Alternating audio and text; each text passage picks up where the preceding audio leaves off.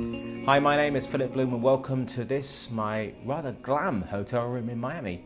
A nice change because the last time I spoke to you, I was in a really crappy hotel room in Christchurch in New Zealand, and there were cockroaches everywhere, blood on the sheets and God knows what else. It was pretty damn gross. This, very nice, very clean. And when I did speak to you last, it was about this camera here, the Canon 5DmkIII.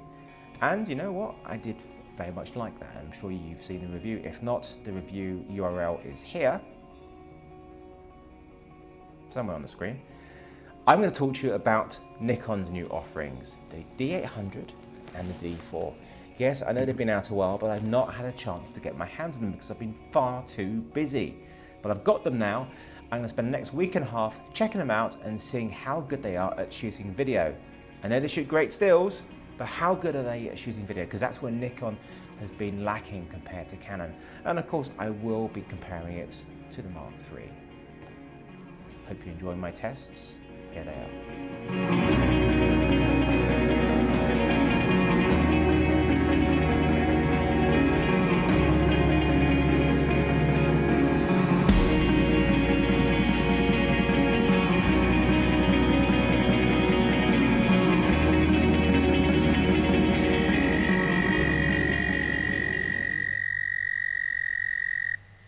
That is not the sound of Miami Beach.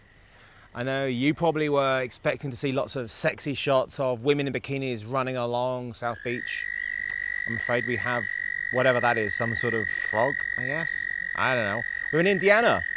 I didn't get a chance to shoot anything down in Miami. I was too busy shooting and teaching at the filmmaking masterclass in Key West. And I did have one day off, I have to say. I had one day off and I didn't touch a camera apart from my iPhone. So I'm here in lovely Indiana. The rain has gone and I have the cameras ready to test.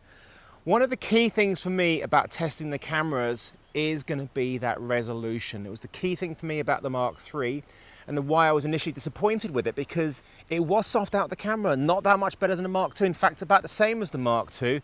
But when I put it into Premiere and added sharpening, it came alive, and that was great, because if you tried to do that with the Mark II, looked awful, or that moiré aliasing came back. So just how good is the D4 and the D800 at that detail test? For me, it really is so important, along with low light performance. Well, only one way to find out, and that's to shoot some fine detail.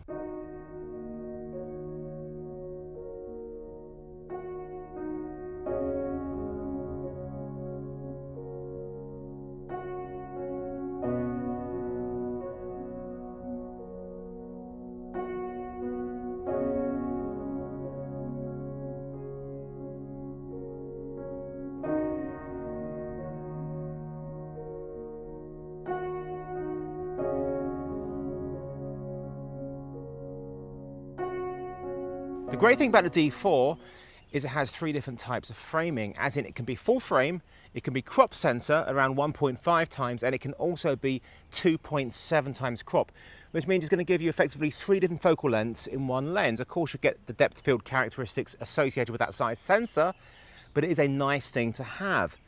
But how does it perform at all those different framings? Well, that's the problem. It doesn't perform very well at all at 2 of them. The FX, which is the full frame, and the DX are soft. And even in post, you can't sharpen it. The detail is just not there.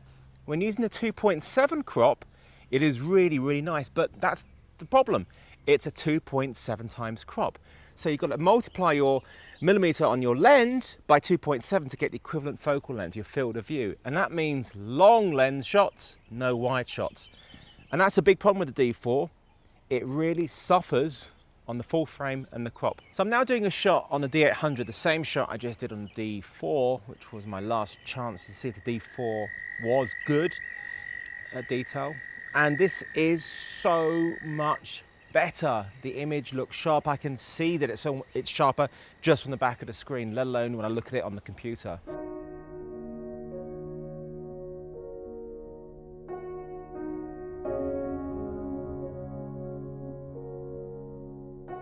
I'm no fanboy of any camera manufacturer. I'm a total camera whore. I love them all. Well, I don't love them all. I get frustrated by them all. but I don't have any particular loyalty to one or the other.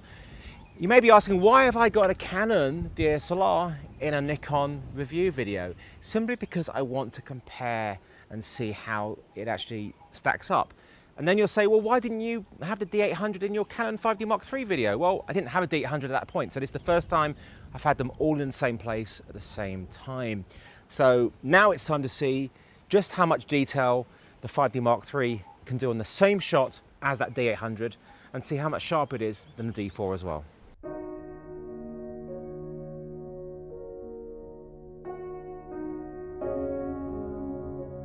A little bit about the optics I'm using for this test. I want to keep things as similar as possible, so I'm using the same lens. I'm using a Zeiss ZF, and it's a 35mm f1.4. This is Nikon mount, and I'm using a Photodiox Pro adapter, so it can fit onto the Canon EF mount, and of course it fits natively onto the Nikon cameras. And on the front here, to keep my shutter speed down nice and low and correct, I'm using a Heliopan variable ND filter. So the D4 and the full frame is soft, as is the crop mode in DX crop mode, which is very disappointing. The 2.7 times crop is sharp, but it is a 2.7 times crop. Unfortunately, I forgot to shoot the APS-C mode in a D800, but this is much sharper. And the 5D Mark III is sharper than a D4. I would say it's softer than a D800, so the D800 wins this test. It's funny going backwards and forwards between the Nikon and the Canon. They certainly have some distinct differences when it comes to operating. And I would say some of them are quite quirky. For example, the Canon, if you want to see the histogram, you need to make sure that it is displaying in the screen before you hit record. Because once you've hit record and then you try and cycle through hitting the info button, it won't come up. But on the Nikons, doesn't matter what you do, you can just hit the info button once you hit record and anything can come up, which is much nicer. Very bizarre and quirky. So I'm now taking a look at the aliasing issues with the D800 versus the Mark III. The aliasing is surprisingly not too bad at all. If you pixel peep hard, you'll spot it, but you have to pixel peep pretty hard on the D800 until you go into 720 mode. And we can see on the house on the left, we have those diagonal lines. That's why I've got the angle like this. It is very poor and utterly unusable. So that is a big problem. The Mark III, 1080p has no visible issues, and at 720p again no visible issues, but the image is definitely softer than the D800, but no aliasing. So what can you do? Well, you have to live with the frogs, I'm afraid, and you have to live with the moire and the aliasing on the camera. So fine detail is out unless this could help. Inside this bag is a Mosaic Engineering anti-aliasing filter.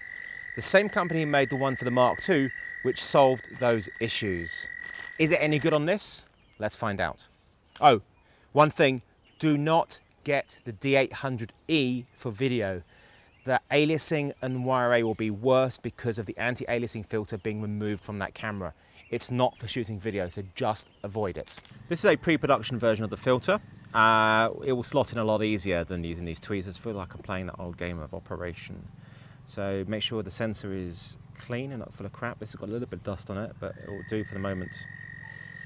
You have to get it in here and behind and down into this, and then it just sits on there and is held in by the mirror here. So that should solve our aliasing and moire issues. Let's find out. So this is the original shot in 720 on the D800. As you can see, the aliasing is atrocious on the building on the side and on the water. Great to have 720, not so great to have these issues. But when we put in the filter, it's not perfect, but it's a hell of a lot better and totally usable. Using this filter at 1080 removes any trace of artifacts. At 720, it fixes these really, really bad ones. Here it is blown up again. So this is the original shot without the Mosaic Engineering filter in. Look at the very bad diagonal lines on the house. And with the filter in, fantastic. So much better. A real shame though that it does need the filter and isn't like this out of the camera. The internal recording on the Nikons is a disappointingly low 24 megabits per second in H.264 compared to the all-eye setting on the Canon 5D Mark III, which can be almost up to 90 megabits a second. And that is a disappointment, I have to say. I'd like internal recording to be nice and high and really not as heavily compressed as this, although it does stand up pretty well to messing around in post. But you can make it better because this camera and the Nikon D4 do something that no other DSLR does. It has clean HDMI out. So using one of these leads here, it is unfortunately using a mini HDMI lead, which is very, very worrying because they're not very solid. So make sure you get some sort of protector on that. We can plug it into a device like this. The sound device is Pix 240, which takes HDMI or SDI and can record in ProRes or Avid DNX HD. Now this won't solve our moire and aliasing issues and it won't make it any sharper, but what it will do is make the image way less compressed, and that's a great thing. So the D800 is now plugged in to the sound devices. This is a very, very high quality external recorder. It can record onto SSDs or compact flashes. I'm recording in ProRes HQ, which is 220 megabits a second, as opposed to the internal recording of 24 megabits a second. It's a great device. I just got to remember, you hit record on this, and off you go. And then you do your shot. Just don't hit record on the camera because it will drop to 720. Just a few words on this device again. Nice big buttons, nice simple menu, good quality screen, runs off MPF batteries, and taking dual media. This is a really nice external recorder. This camera does have a headphone jack, so we can monitor audio coming into it, and of course it is a mini jack input. There's not full manual control over this. We do have various steps, quite fine steps. Downside of this compared to the Mark III is once we hit record, we cannot change our levels of the audio coming in, but we can see it on the screen. We do have meters, so it's not all bad. It's actually pretty damn good. Both the Nikon D4 and the D800 have built-in timer mode, so you can shoot time-lapse without an external controller. And it does have a very cool function where you can actually create a video, time-lapse video in camera with the photos. It's really nice because you can set the interval in the camera and how long you want it to be doing the time-lapse for, how many shots, and then it will tell you how long the video will be at the end, and once it's finished, it creates the video. Downside, it doesn't keep the stills, which is a real shame because it'd be a great way of doing time-lapse and having a nice quick preview mode after doing it. Hopefully, with a firmware upgrade, we can keep those stills. That's it for the fine detail stuff. Next test is I'm going to go down to Kessler Crane HQ, which is just down the road that way in Plymouth, and I'm going to shoot some faces of people there on the Mark III and on the D800 and see how they compare.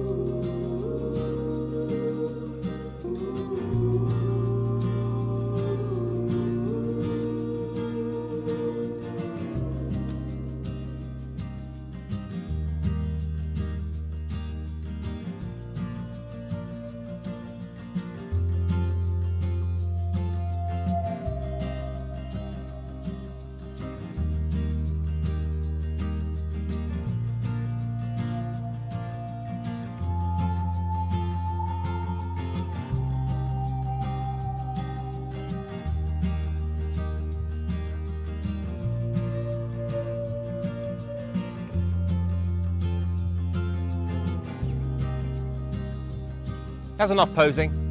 I want to see low light tests, don't you?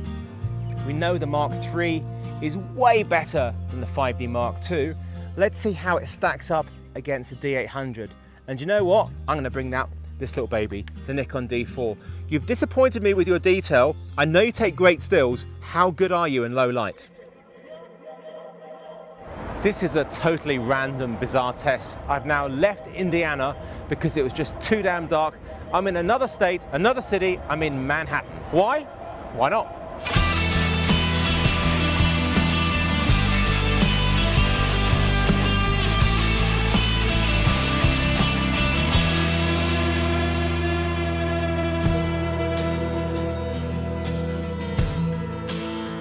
So like any sensible person on a Saturday night in Manhattan, I'm not on the street, I'm in a bar, and I'm going to do my low light tests with the help of a gin and tonic and Diana.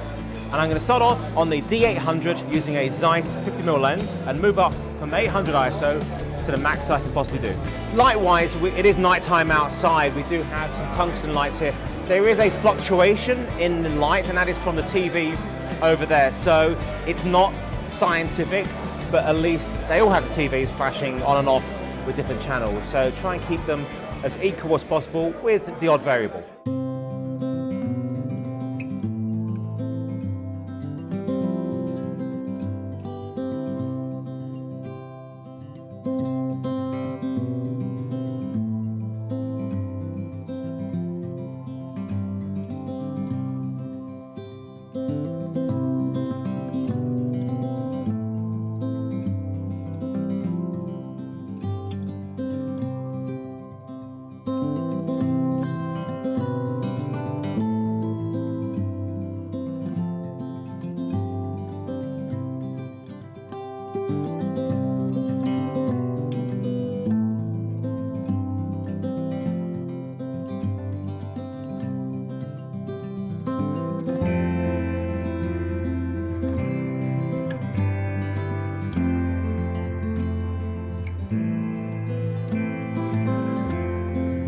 So that's the Nikon D800, and I brought out a D4 to see how well it deals with low light. It should theoretically be better because it has a much lower megapixel count.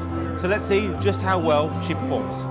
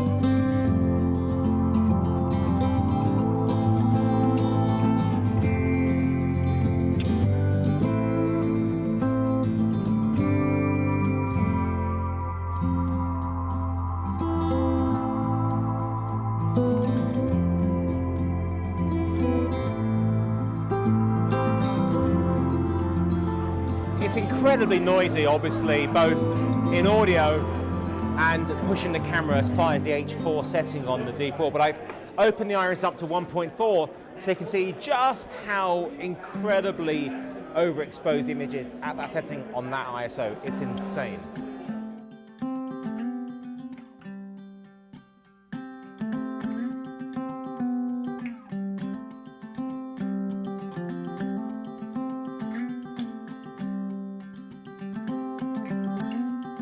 As these guys gather around, I'm going to put the ZF onto the 5DmkIII and see how well this camera performs under the same light conditions with the same lens.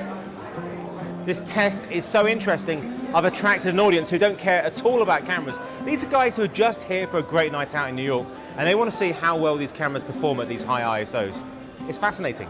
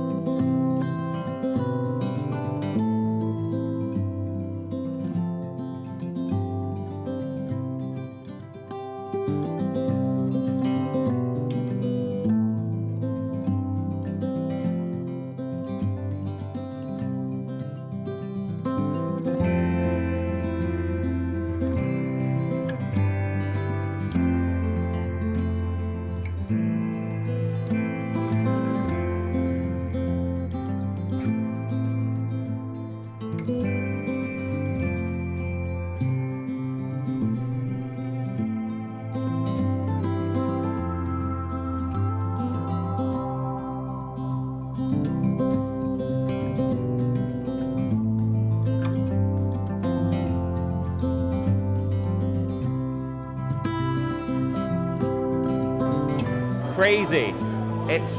I can see more on the screen than I can see with my eyes. That's what I love about this technology. You like that? Yeah. I do love these low light tests, and it was very eye-opening seeing the three cameras side by side filming the same shot and how they compare. D800 definitely suffers due to its high megapixel count. Even at 3200 ISO, it was showing noise, as you can see on this 400% blow up. Other stuff it does well at, it just isn't a great low light camera compared to the other two. Now, the D4, not so good in the resolution and not particularly sharp camera, but here it is a full frame and it's super clean at 3200 ISO. After being disappointing in its amount of sharpness you get in the image, the low light performance really is quite exceptional. As you can see here in the 400% blow up, utterly clean. And you can use these higher ISOs if you really need to. I wouldn't go too crazy, but 50-odd thousand at a push with some noise reduction, you can get away with it. So great stuff in the D4, just wish it was sharper. And the 5DmkIII, I already know just how good it is in low light. It's a huge step up from the Mark II, and it's a lot better than the Nikon D800. It doesn't perform as well as the D4, but it is a sharper image. And it's clean. It's clean here at 3200 ISO, as you can see in the 400% blow up. And even when you go to the 12800, it is totally usable. It's a great all-round camera, and it does very well in these low light tests.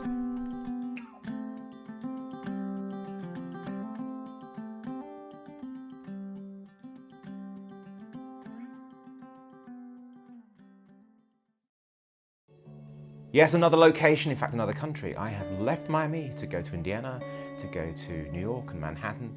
I'm now back in London, back home for my sum up of the three cameras. I've been waiting for Nikon to come out with a DSLR that shoots great video ever since I got that D90 back in 2008. And it wasn't great, but I have continued buying Nikons ever since then because I am a Nikon diehard fan. I've had their cameras for 8-9 years. It was my first DSLR.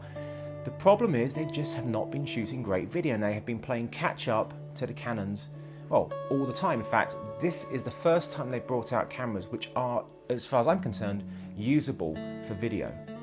So it's great to be finally able to use all these Nikon lenses I've collected over the years natively on Nikon cameras. But is it the best idea? Are these great cameras, are they better than, say, the Canon DSLRs? So the 5DmkIII from Canon, it is a big step up from the Mark II. So much has been improved, way better in low light. No longer do we have aliasing and moire, we have a nice 720p mode, and again, the aliasing moire in that is almost lacking completely. The audio is also handled much better. We have a great internal recording system, up to 90 megabits a second. The image just isn't sharp enough though straight out of the camera, and I wish it was, because it takes time to do that in post, and it's not ideal. You'd much rather have a sharp image natively than having to fix it in post. Fix it in post is never a good way of doing things. Great camera with a couple of things I don't like. Mainly that sharpness issue and the fact there is no clean HDMI out. Otherwise, a very good full frame DSLR. The D4 has broken my heart. This camera should be the outright winner by far. On paper, it has everything going for it. A nice low megapixel count. It has a great system of 3 different crop modes, full frame, APS-C, 2.7 native crop, incredible low light performance, clean HDMI out. It really should be the best camera here, but it really isn't. And the biggest problem is simply, it is just too damn soft at the FX mode and at the DX mode. That's the full frame and the APS-C crop. And those are the two ones you're going to use the most. Having a 2.7 mode, which is nice and sharp, is great as an additional feature, not as the only sharp video mode. And that really is what it is. The other two modes are just too soft and you can't bring them back in post. Absolutely devastated that it's not as good as it should be. The low light performance is amazing and you can use it for that. I think you get away with it a lot more than you can on those bright shots. If you need to get some really low light shots, this camera will work. I just wish it was sharper. And finally, the D800. It's great. It's a really good video shooting DSLR from Nikon. They've finally done it. They finally brought out a camera that shoots really lovely full HD. It does have some downsides, and I was very, very scared when I heard about the really high megapixel count of 36 megapixels. It's absolutely insane. I don't need that for stills, and I certainly don't want it for video. And the low light performance does suffer because of that. And also we do have aliasing and moire. Nowhere near as bad as we had on the 5D Mark II and other cameras and in other previous Nikons. In fact, actually quite minimal, until we go into 720 mode, where it is absolutely hideous, and that's where that Mosaic engineering filter comes in enormously helpful. But I don't want to use filters, third-party products, to make a camera work. And it is a really nice image. Yes, the internal recording is too low at 24 megabits a second. Doesn't come close to the 5D Mark III's 90 odd. But what it can do that the Canon can't is it can output that clean HDMI out. So we can use something like a Ninja 2 or Pix 240 like I used, and you can record lovely ProRes HQ and have wonderful, not uncompressed, but way less compressed images than we have in the camera. It doesn't fix the moire, doesn't fix the aliasing, it doesn't make it any better in low light, but it is a much better way of recording. Just be careful, if you are going to use that, you need to protect that HDMI socket because it is very fragile. Mini HDMI absolutely sucks. So which one to buy? Well, I don't think I can really give you a simple answer. A lot of it will be dictated by how many lenses you own for one particular brand, because the 5D Mark III and the D800 are very, very close. There's very little in it. The D800 has a sharper image, clean HDMI out, but not as good in low light, and it aliases and moires without that filter. So it's like which is better for you? You have to decide. The D4, apart from its low light performance, as a video camera, it's just not good enough. The D800 is way, way better. So it really comes down to it. It's up to you. The D800, sharp image, not so good in low light, or 5D Mark III, no aliasing, great in low light, but not as sharp. Why can't I just make one that does it all?